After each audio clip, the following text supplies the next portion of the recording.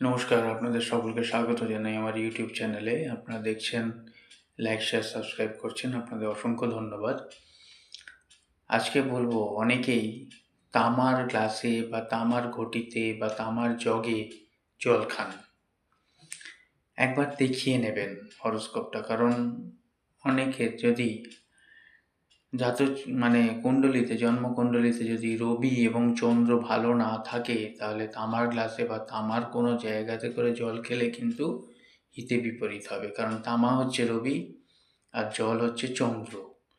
এখন বুঝতে পারছেন না, কিন্তু যদি আপনার হরোস্কোপ পারমিট না করে, তাহলে কী হবে? জেল, জরিমানা, অর্থ, শরীর স্বাস্থ্য, অপমান সব দিক দিয়ে কিন্তু নেগেটিভ আসবে। আপনি আসল জিনিসটা, আসল কারণটা জানতে পারবেন না।